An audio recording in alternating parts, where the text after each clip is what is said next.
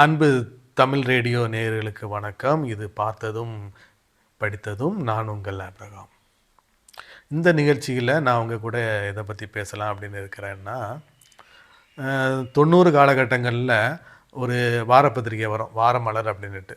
நீங்கள் எத்தனை பேர் படிச்சிருக்கீங்க அப்படின்னு தெரியல. பழைய மக்கள் எல்லாம் பார்த்துருப்பீங்க, படிச்சிருப்பீங்க. அதில் ஒரு நாள் ஒரு பகுதி படித்தேன் நான். அது ரொம்பவே இப்பவுமே என் மனசுக்குள்ளே இருக்குது. நல்ல ஒரு இன்சிடெண்ட்டுன்னு வச்சுருங்களேன். ஒரு கல்யாண தரகர் தன்னுடைய அனுபவத்தை அதில் எழுதுகிறாரு.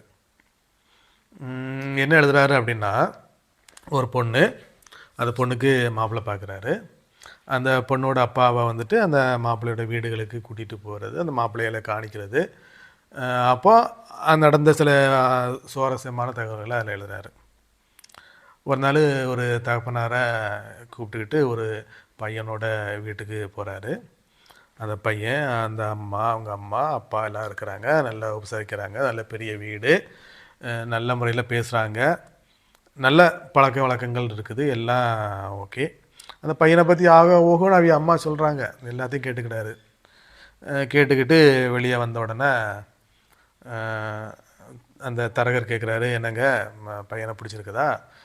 நல்ல பெரிய இடமா பார்த்துருக்குறேன், நீங்கள் ஓகேனா நம்ம இன்றைக்கி பேசி முடித்து மற்ற விஷயங்களை பண்ணலாம் அப்படிங்கும்போது, அந்த பொண்ணோட அப்பா சொல்கிறாரு, இல்லை வேண்டாம், இந்த மாப்பிள்ளை வேண்டாம். ஏன் அப்படின்னு கேட்குறாரு அந்த தரகர். அந்த அம்மா என்ன சொன்னாங்க கேட்டிங்களா அப்படின்னாரு அந்த தகப்பனார்.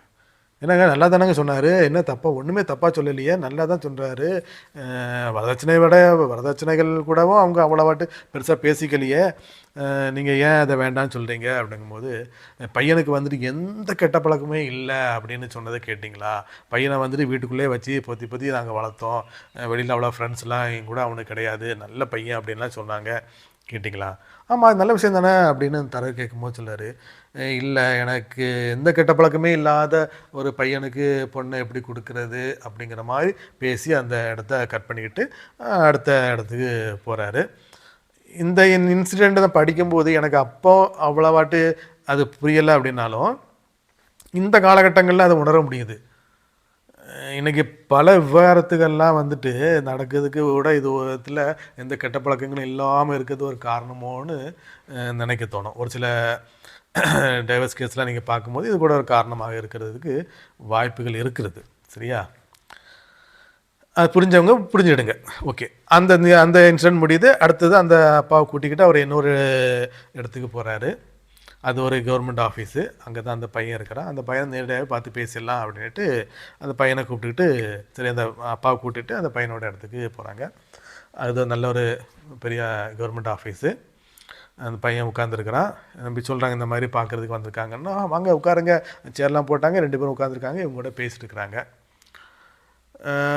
அந்த காலத்துலலாம் பார்த்திங்க அப்படின்னாக்கி எல்லார்ட்டையுமே வந்துட்டு எல்லா ஆஃபீஸ்லேயுமே எல்லா இடத்துலையும் பார்த்திங்கன்னா, அந்த ஃப்ரீயாக டயத்தில் இல்லைனாக்கி சும்மா போர் அடிக்கும் போது படிக்கிறதுக்கு எல்லாத்துக்கும் இந்த புத்தகங்கள்லாம் வச்சுருப்பாங்க, கதை புத்தகங்கள். இப்போ தான் நம்மளுக்கு மொபைல் எல்லாம் வருது இல்லையா, ஃப்ரீ டயத்தில் மொபைல் நோண்டிக்கிட்டே இருப்போம். அப்போல்லாம் மொபைல் இல்லையா, அதனால் வந்துட்டு புத்தகங்கள் தான் இருக்கும். வாரமலர் இருக்கும், ராணி புத்தகம் இருக்கும், இன்னும் கதை புத்தகங்கள் அதிகமாக இருக்கும். இதெல்லாம் தான் வச்சு படிச்சுட்டு இருப்பாங்க. அப்போ போகும்போது டேபிளில் ஒரு ராணி புத்தகமும் இருக்குது.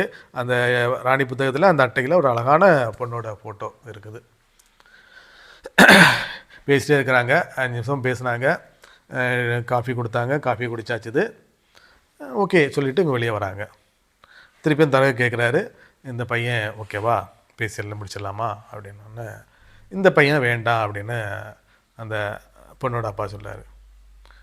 என்னங்க எப்படி சொல்கிறீங்க, என்ன அழகான ஒரு சம்பந்தம், ஒரு கவர்மெண்ட்டு மாப்பிள்ளை, இந்த காலத்தில் கவர்மெண்ட் மாப்பிள்ளை கிடைக்கிறதே கஷ்டம், இதில் உங்களுக்கு நல்ல பையனாக அமைஞ்சிருக்கிறான், நீங்கள் என்ன வேண்டான்னு சொல்கிறீங்க? அப்போ அந்த அப்பா சொல்கிறாரு, அவன் என்ன பண்ணிட்டு இருந்தான் பார்த்தியா? என்ன பண்ணிட்டு நம்மகிட்ட பேசிகிட்டு இருந்தான், வேறு என்ன பண்ணிகிட்டு இருந்தான்? இல்லை, அந்த ராணி புத்தகத்தில் ஒரு ஃபோட்டோ இருந்து இல்லையா, அந்த ஃபோட்டோவை என்ன பண்ணான் பார்த்தியா? தரகர் அதை கவனிக்கலை. இல்லையே நான் பார்க்கலையேன்னு சொல்கிறாரு. அந்த புத்தகத்தில் ஒரு அழகான பொண்ணோட ஃபோட்டோ இருந்தது. நம்ம போகும்போது அது அழகாக இருந்தது. நம்ம கிளம்பும்போது அந்த ஃபோட்டோவை பார்த்தேன்னாக்கி அவ்வளவு அலங்கோலமாக இருந்தது.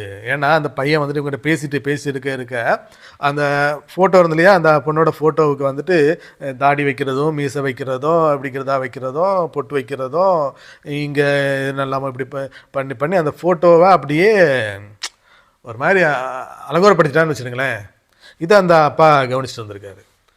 அப்போ தான் சொல்கிறாரு, இந்த ஃபோட்டோவை, அந்த அழகான ஃபோட்டோவையே இந்த பையன் வந்துட்டு இந்த பாடுபடுத்தினானாக்கி நாளைக்கு என் பொண்ணை என்னெல்லாம் பாடுபடுத்த மாட்டான், இந்த பையன் வேண்டாம் அப்படின்ட்டு அந்த இடத்த விட்டும் கடந்து போகிறாரு. இந்த தரகரை வந்துட்டு அதை அந்த அந்த இதில் வார மணலில் வந்துட்டு எழுதுறாரு, அனுபவத்தில் எழுதினாரு. அப்போ படித்தது இன்றைக்கி வரைக்கும் எனக்கு ஞாபகம் இருக்குது. அது நல்லா அப்படியே மனசில் அப்படியே பதிஞ்சிருச்சுது. சில விஷயங்கள்லாம் நம்ம மனசில் அப்படியே அப்படி பதிஞ்சிரும் இல்லையா, சில விஷயங்கள் படிக்கும்போது அப்படியே பதிஞ்சிரும். பல விஷயங்கள் நான் அந்த வாரமலர் ராணி புத்தகங்கள்லாம் பல விஷயங்கள் படிச்சிருக்கேன்னாலும் ஒரு சில விஷயங்கள் தான் மனசில் அப்படியே நிற்கும்.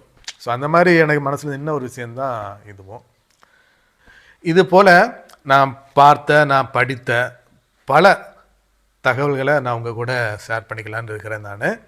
நீங்கள் இப்போ தான் என்னுடைய சேனலுக்கு ஃபஸ்ட் டைம் என்னை பார்க்குறீங்க, என் சேனலை பார்க்குறீங்க அப்படின்னாக்கி தயவுசெய்து சப்ஸ்கிரைப் பண்ணுங்கள், என்னை ஃபாலோ பண்ணுங்கள். உங்களுக்கு அரசியல், பொருளாதாரம், வரலாறு மற்றும் பல கதைகள், உங்கள் வாழ்க்கைக்கு பயனுள்ள பல தகவல்கள் இந்த சேனலில் வரப்போகுது. எங்களோடு இணைந்திருங்கள். அடுத்த வீடியோவுக்காக காத்திருங்கள். நன்றி.